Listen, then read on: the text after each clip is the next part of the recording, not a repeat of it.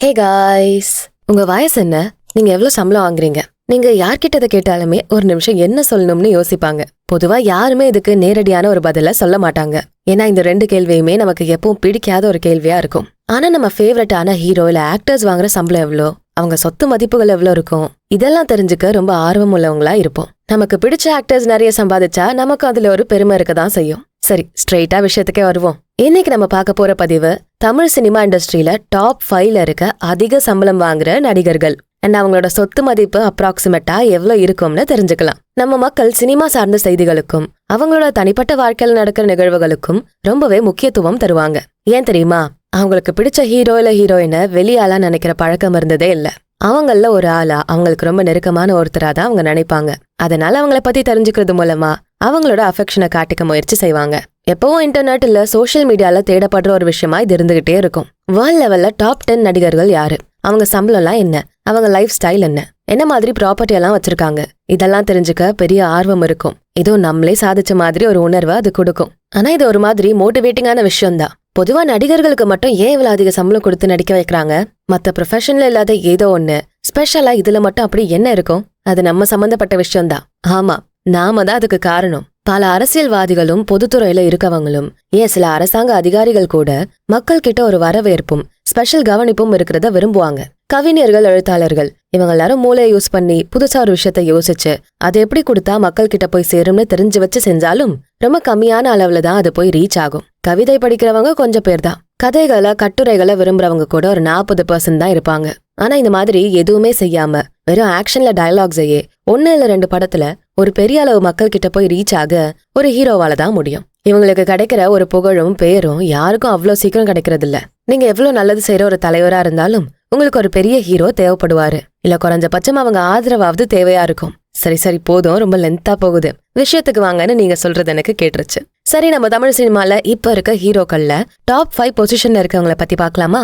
முதல்ல 5th பொசிஷன்ல இருக்கவரை பத்தி பாக்கலாம். இவரை பத்தி சொல்லணும்னா இவரை பார்த்ததும் பிடிக்காது, பார்க்க தான் பிடிக்கும். ஹீரோனா யாருன்னு பொதுவா இருந்த ஒரு இமேஜை உடைச்சு சாதாரண பக்கத்து வீட்டு பையன் மாதிரி இவர் இருப்பாரு. உங்கள பாதி பேர் நேரம் யாருன்னு கண்டுபிடிச்சிட்டு இருப்பீங்க. இருந்தாலும் இவருக்கு இன்னும் பில்டப் கொடுக்கலாம். அதுக்கு தகுதியான ஒருத்தர் தான். நம்ம டெய்லி ரோட்ல இல்ல ஏதோ ஒரு கடையில நம்ம வேலை பாக்குற இடத்துல பாக்குற பழகுற ஒரு முகமா இருக்கும். எஸ், உங்க மைண்ட்ல வந்த ஆக்டர், சிங்கர், ப்ரொடியூசர், டிரெக்டர்னு எல்லாருக்கும் பிடிச்ச ஃபேவரட் போயட் தனுஷ் சார் தான். ஆரம்பத்துல இவர்லாம் ஹீரோவா அப்படின்னு ரொம்ப அசிங்கப்படுத்தினாங்க. இந்த உடம்ப வச்சுட்டு என்ன பண்ண போறான்னு என்னெல்லாமோ பேசினாங்க. அறிமுகமான படமே இளைஞர்கள் கிட்ட பெரிய எதிர்பார்ப்பையும் பொதுவான சினிமா ரசிகர்கள் கிட்ட ஒரு பெரிய எதிர்ப்பும் இருந்தது. ஆனா அடுத்த படம் இவர் நடிப்பு மேல பெரிய எதிர்பார்ப்பையே கொடுத்துருச்சு. எல்லா யங்ஸ்டர்ஸ் மத்தியிலும் இந்த படத்தோட பாட்டும் இசையும் இந்த கதையை அவங்களுக்கு நடக்கிற ஒன்னா ரசிக்க வச்சுது. ஆனா அதுக்கப்புறம் இவரோட படங்கள் எல்லாம் பெரிய அளவுல வெற்றி அடையல. இருந்தாலும் இவரோட முயற்சிகள் எங்கேயுமே நிக்கல. தொடர்ந்து வந்த எல்லா கதைகளையும் தனக்கேத்த மாதிரி அவரோட ஸ்டைல்ல கொண்டு வந்தாரு. அதுதான் அவரை இன்னைக்கு ஹாலிவுட் படத்துல நடிக்கிற அளவுக்கு கொண்டு போயிருக்குன்னு சொல்லலாம். நடிப்பை தாண்டி இவர் போயிட்டா எழுதின லிரிக்ஸ் எல்லாம் இளைஞர்கள் மத்தியில பெரிய அளவு ரீச் ஆன பாடல்களா மாறுச்சு. இதெல்லாம் வச்சு நல்ல பொசிஷனுக்கு வந்ததும் இவர் படங்களை ப்ரொடியூஸ் பண்ணவும் ஆரம்பிச்சாரு. சிவகார்த்திகேயன், அனிருத் மாதிரியான டேலண்ட் எல்லாம் தைரியமா அறிமுகம் செஞ்சு வச்சாரு. இன்னைக்கு த மோஸ்ட் வாண்டட் டிரெக்டர்னு சொல்ற அளவுக்கு இருக்காரு. அது முழுக்க இவரோட தனிப்பட்ட வளர்ச்சி மட்டும்தான். இன்னைக்கு இவர் நடிக்கிற படத்துக்கு ஒரு நாளைக்கு 1 கோடி சம்பளம் வாங்குறதா ஃபிலிம் பீட் தமிழ் அப்படிங்கிற ஒரு வெப்சைட்ல சொல்லப்பட்டிருக்கு. அது மட்டும் இல்லாம ஒரு புது படத்துக்கு நடிக்க இவர் 120 கோடி கேட்டிருக்கிறதா தகவல் இருக்கு.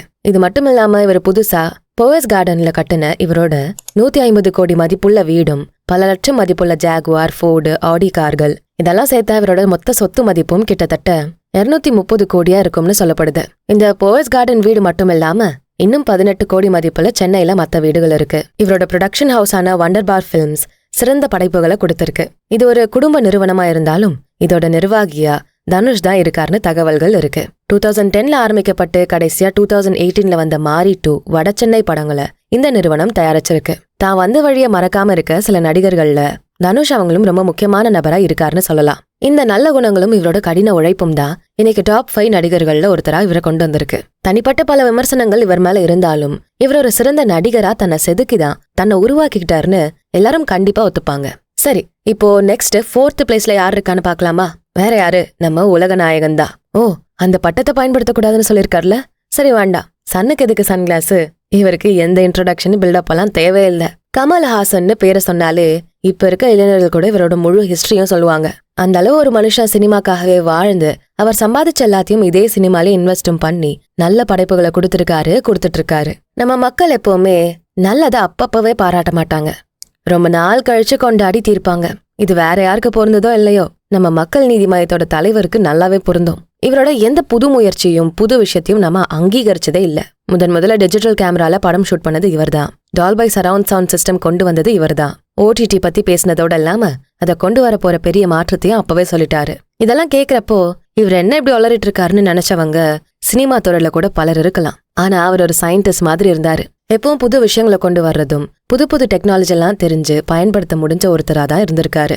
இப்பவும் இருக்காருன்னு கூட சொல்ல முடியும். நீங்க எந்த துறையில இருக்கீங்கிறது முக்கியமல்ல, அதுல நீங்க எவ்வளவு அறிவை வளர்த்துக்கிறீங்க, உங்க பின்னாடி வர்றவங்க கத்துக்க என்ன மாதிரி பாதையை விட்டு போறீங்க, இதெல்லாம் தான் உங்களை வரலாறுல ஒருத்தரா நிக்க வைக்கும். இதெல்லாம் தாண்டியும் கூட இவரோட சொத்து மதிப்பையும் சரியா வச்சுக்க முடிஞ்சிருக்குன்னா இவர் தனிப்பட்ட முறையிலும் சிறப்பான மனிதரா தான் இருந்திருக்காருன்னு சொல்ல முடியும். இவர் அளவுக்கு சினிமால ரிஸ்க் எடுத்தவங்க யாருமே இருந்திருக்க முடியாது.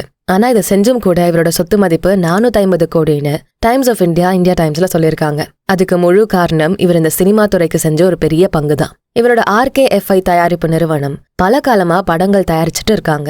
இவரோட சகோதரர் இதை நிர்வாகம் செஞ்சாலும் இவருக்கும் இதுல ஒரு பங்கு இருக்குதுன்னு சொல்லப்படுது. சமீபத்துல வெற்றிகரமா ஓடிக்கிட்டு இருக்க அமரன் படம் மட்டும் இல்லாம 2022ல வெளியான விக்ரம் திரைப்படம் இந்த நிறுவனத்துக்கு சுமார் 500 கோடி அளவுக்கு லாபத்தை மட்டும் கொடுத்திருக்கதா சொல்றாங்க. இது மட்டும் இல்லாம இவர் ஒரு படத்துக்கு சுமார் 100 to 150 கோடி வரைக்கும் சம்பளமா வாங்குறாருன்னு தகவல்கள் இருக்கு. இதை தாண்டி பாடகர், திரைக்கதை எழுத்தாளர், தொலைக்காட்சி நிகழ்ச்சி தொகுப்பாளர்னு பல முகங்கள் இவருக்கு இருக்கு. இவர் ஈடுபட்ட எல்லாத்துலயுமே ஒரு தனித்தன்மையோட ஒரு நட்சத்திரமா உயர்ந்திருக்காரு.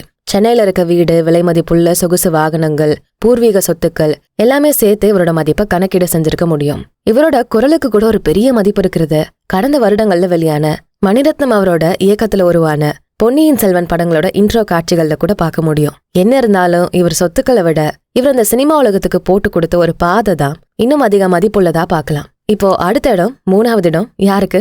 இது இல்லாம வாழாட முடியாதுன்னு சொல்லுவாங்களே, கடவுளேன்னு சொன்னா உடனே இந்த பேரும் வர்றதை தடுக்க முடியாது. ஆனா இந்த எந்த பெருமையும் பேரும் எனக்கு தேவையில்ல, ஒரு மனிதனா என்ன பாருங்கன்னு சொல்ற ஒருத்தர் தான் 3வது இடத்துல இருக்காரு. எஸ், AKன்னு கூப்பிடப்படுற அஜித் குமார் சார் தான். அழகான முகம், கிளாசிக்கான தோற்றம், இங்கிலீஷ் ஆக்டர்ஸ் மாதிரி ஒரு யூனிக்கான ஸ்டைலு. ஹீரோனா இந்த மாதிரிதான் இருக்கணும்னு சொல்ற மாதிரி எல்லா தகுதியும் திறமையும் உள்ள ஒரு மனிதர். ஆனா எல்லார் மாதிரியும் கஷ்டப்பட்டுதான் இந்த இடத்துக்கு தன்னை தகுதியாக்கியிருக்காரு. நல்ல தோற்றம் இருந்தா மட்டும் போதாது, ஒரு நேர்மையான உழைப்பும் அவசியம்னு புரிய வச்சவரு. பணம், புகழ், பேரு, பெருமைன்னு இருக்கு இந்த சினிமா ஃபீல்ட்ல மனிதத்தை போற்றும் ஒரு நல்ல மனிதர் இவரு. கூட வேலை செய்யற லைட்மேன்ல இருந்து அசிஸ்டன்ட் டைரக்டர்ஸ் வரைக்கும் எல்லாரையும் மரியாதையா நடத்துற ஒரு குணம் இவருக்கு.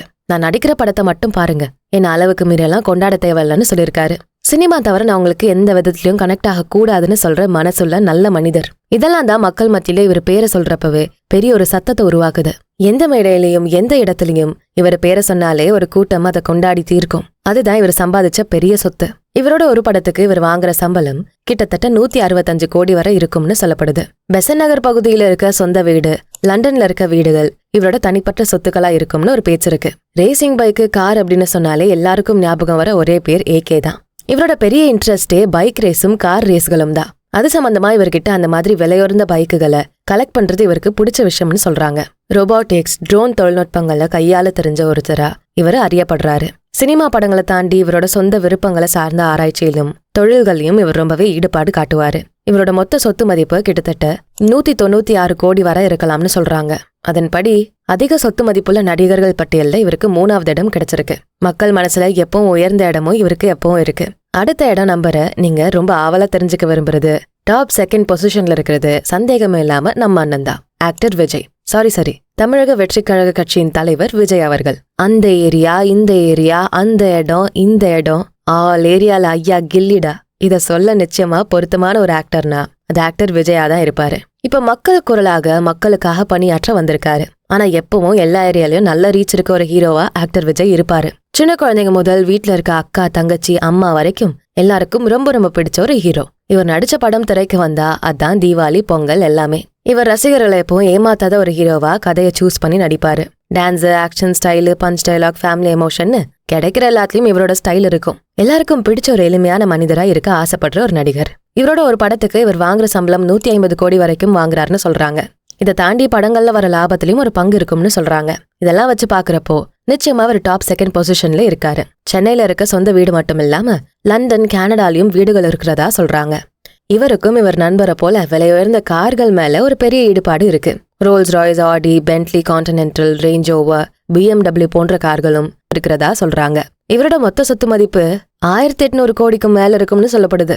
குட் ரிட்டர்ன்ஸ் தமிழ் படி.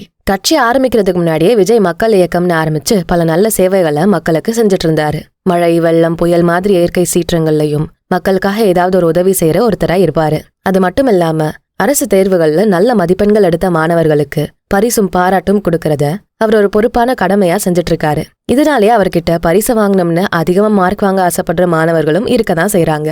இப்படி எல்லா நல்லதையும் மக்களுக்காக செய்யற ஒருத்தரா நட்சத்திர அந்தஸ்துல உச்சத்துல இருக்கப்போ பொது வாழ்க்கைக்கு வர துணிச்சலுள்ள தலைவரை நம்ம கண்டிப்பா வரவேற்கணும். சரி, இப்போ டாப் 1 சூப்பர் ஸ்டாரு யாருன்னு கேட்டா சின்ன குழந்தையும் சொல்லும். இது 90ஸ்களுக்கான ஒரு பாட்டு மட்டும் இல்ல, இப்பவும் அப்பவும் எப்பவும் ஒரே சூப்பர் ஸ்டார் நம்ம ரஜினிகாந்த் சார் தான். இதுல எப்பவும் எந்த மாற்றமும் இருக்காதுன்னு சொல்ற மாதிரி 74 வயசுலயும் எல்லாருக்கும் ரொம்ப பிடிச்ச ஒரு ஹீரோவா இன்னுமே இருந்துட்டு இருக்காரு. இத மேஜிக்கல்ல லக்கு எப்படி வேணா சொல்லலாம். ஆனா அதுக்கு பின்னாடி இருக்க உழைப்பும் இவரோட தனித்திறமையும் சொல்லாம இருக்கவே முடியாது. ஒரு சாதாரண பஸ் கண்டக்டரா இருந்து இவர் மேல இருக்க நம்பிக்கைய மட்டும் வச்சு சென்னை வந்து ஒரு பெரிய ஹீரோவா உலகம் வியந்து பாக்குற ஒரு சூப்பர் ஸ்டாரா மாறினது ஒரு பெரிய மிராக்கிள் தான். இவருக்கு ஒரு படத்துக்கான சம்பளம் 150 கோடியில இருந்து 270 கோடி வரைக்கும் இருக்கும்னு சொல்றாங்க ஏசியாநெட் நியூஸ் தமிழ் படி. இவருக்கான மொத்த சொத்து மதிப்பு 2500 கோடிக்கும் அதிகமாவே இருக்கும்னு நம்பப்படுது. இத பத்தி பல தகவல்கள் இருக்கு. தமிழ்நாட்டுல போயஸ் கார்டன்ல இருக்க வீடு மட்டும் இல்லாம மும்பைல கூட அடுக்குமாடி வீடுகள் இருக்கிறதா சொல்றாங்க. அது மட்டும் இல்லாம சிங்கப்பூர், அமெரிக்கா மாதிரி பல நாடுகள்ல கூட இவருக்கு சொந்த வீடுகள் இருக்கிறதா சொல்லப்படுது. Range rover, BMW, Rolls Royce மாதிரி விலை உயர்ந்த கார்களும் சில வெளிநாட்டு நிறுவனத்துல பங்குகள் இருக்கிறதாவும் சொல்றாங்க. சினிமாவை தாண்டி கல்வி, மருத்துவம் மாதிரி விஷயத்துல மக்களுக்கு பல சேவைகளை செஞ்சுட்டு இருக்காரு. ஆனா இது எதுக்குமே பெருசா விளம்பரம் இல்லாம செய்வாரு. 1990கள்லயே இவர் அதிக சம்பளம் வாங்கும் ஒரு நடிகரா இருந்தாரு. ஆனா அதை இப்ப வர அவரால் கொண்டு வர முடியுதுன்னா கண்டிப்பா அவருக்குள்ள இருக்க தனித்தன்மை, தெளிவு புரியுது.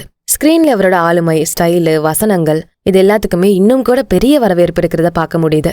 நீங்க வந்தா மட்டும் போதுன்னு சொல்ற ரசிகர் கூட்டம் இருக்கப்போ இன்னும் கூட சிறப்பான கதையை தேர்ந்தெடுத்து அவரோட முழு உழைப்பையும் கொடுக்கும் ஒரு மனிதரா தான் இருக்காரு. தமிழ்நாட்டு மக்கள் அவங்களுக்கு பிடிச்சவங்களை கொண்டாடுறதுல எந்த பாகுபாடும் காட்ட மாட்டாங்க. இது நம்ம சூப்பர் ஸ்டார் லைஃப்ல கண்டிப்பா உண்மையா இருக்கு. சோ எஸ், இதுதான் தமிழ்நாட்டோட டாப் 5 நடிகர்கள் லிஸ்ட். இதுல பல மாற்றங்கள் வரலாம். வர காலத்துல வேற யார் வேணா இந்த மாற்றங்களை கொண்டு வரலாம். சரி, இதெல்லாம் தெரிஞ்சுக்கிட்டு நாங்க என்ன பண்ண போறோம்னு கேள்வி கேட்கறவங்களுக்கு இது எல்லாமே உங்களால மட்டுமே சாத்தியம். மக்களாகிய நீங்க கொடுத்த இடம் தான் இதெல்லாம். உங்க அன்பும் பாசமும் தான் ஒரு சாதாரண நடிகரை நட்சத்திரமா ஜொலிக்க வைக்குது. நீங்க உங்க உழைப்புல கொடுக்கற டிக்கெட் விலைக்கு தான் இவ்ளோ ரிட்டர்ன்ஸ் கிடைக்குது. அதுதான் யாரு டாப்ல இருக்கணும்னு தீர்மானிக்குது. ஸ்டார்ஸை உருவாக்குற பெரிய ஸ்டார்ஸே நீங்க தான். இதெல்லாம் ஒரு தகவலா தெரிஞ்சுக்கிறதோட நிறுத்திக்காம சரியான மனிதர்களை அங்கீகரிக்கிற ஒரு கடமையை சரியா பண்ணுங்க. ஹீரோஸை மட்டுமே ரசிக்காம நீங்களும் உங்க லைஃப்ல ஒரு ஹீரோவா இருக்க உங்களால ஆன முயற்சிகளை தவறாம பண்ணிக்கிட்டே இருங்க. உங்களை ரசிக்கிற உங்க குடும்பத்துக்கு, உங்களை சுத்தி உள்ளவங்களுக்கு ஒரு நல்ல முன்மாதிரியா இருக்க முயற்சிகளை செஞ்சுக்கிட்டே இருங்க. நிச்சயம் ஒரு நாள் பெரிய ஹீரோவா நீங்களும் வரலாம். அதுக்கான எல்லா தகுதியும் இங்க இருக்க எல்லாருக்கும் இருக்கு. அதை கண்டுபிடிக்க தெரிஞ்சவங்க தான் பெரிய ஹீரோவா இருக்காங்க. நம்ம எல்லாரும் அந்த இடத்துக்கு நம்மள உயர்த்தும் முயற்சிகளை விடாம செய்வோம். வாழ்க்கை உங்களுக்கு அதிகமான செல்வத்தையும் மரியாதையும் தர தயாரா இருக்கு. இந்த பதிவுல சொல்லப்பட்ட தகவல்கள் எதுவும் உறுதியான கரெக்டான நம்பர்ஸ்னு சொல்ல முடியாது. வலைதளங்கள் மூலமா தெரிஞ்சுக்கிட்ட தகவல்கள் மட்டுமே. சோ மேலும் இந்த மாதிரி சிறப்பான பதிவை பார்க்கணும்னா இந்த வீடியோக்கு ஒரு லைக் போட்டுட்டு உங்க ஃப்ரெண்ட்ஸ் அண்ட் ஃபேமிலிக்கு ஷேர் பண்ணுங்க. நம்ம channels Beyond Ordinary and Body and Soul Tamil ரெண்டுத்துக்கும் சப்ஸ்கிரைப் பண்ணிட்டு பெல் ஐகானை அழுத்திருங்க. நான் உங்களை அடுத்த வீடியோல பாக்குறேன். நன்றி.